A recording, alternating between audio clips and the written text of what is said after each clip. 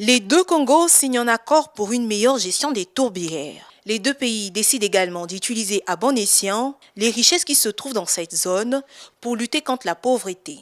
Ces engagements sont le fruit de la 3e réunion des partenaires sur l'initiative mondiale sur les tourbières, close ce 22 mars par une déclaration dite de Brazzaville. Les deux pays annoncent la mise en place d'un accord de collaboration transfrontalier afin de préserver l'avenir de ces précieuses tourbières naturelles et de leurs services écosystémiques avec la participation des communautés et des parties prenantes locales.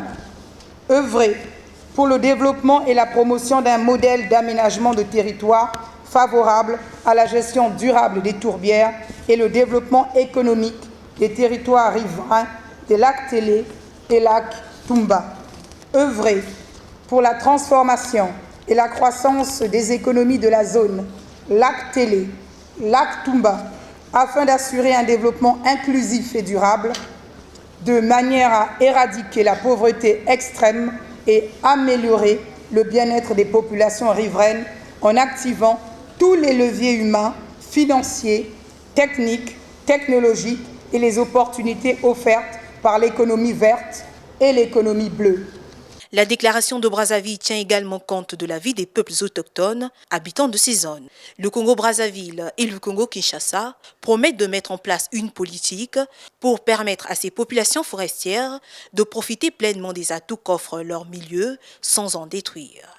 Nous réaffirmons notre volonté de préserver le droit des communautés locales à l'utilisation des ressources naturelles présentes dans les zones couvertes par les tourbières, à maintenir dans les zones couvertes par les tourbières les usages traditionnels et à mettre en œuvre le principe du consentement libre, informé et préalable dans les activités avec les populations locales, afin de les aider à utiliser les tourbières de manière durable et à élaborer des méthodes autres que des pratiques destructives. Le Premier ministre congolais, conscient des enjeux environnementaux de l'heure, appelle à l'implication de tous.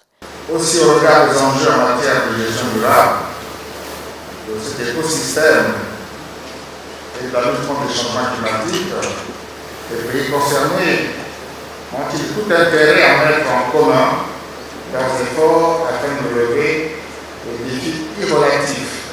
Les experts environnementaux voient dans ces accords de Brazzaville un début de solution dans la valorisation des tourbières de la zone lac Télé-lac Toumba. Nous pensons que les tourbières dans les bassins de Congo sont super importants au niveau de stockage de carbone, au niveau de biodiversité, au niveau des ressources pour la population locale. Et comme les tourbières, jusqu'au moment, sont encore relativement intactes, on voudrait faire tout nécessaire pour assurer que dans la gestion durable, qu'on trouve les traces pour développer cette région dans une manière durable. Ça veut dire qu'on peut maintenir les services écosystémiques des tourbières et aussi la biodiversité.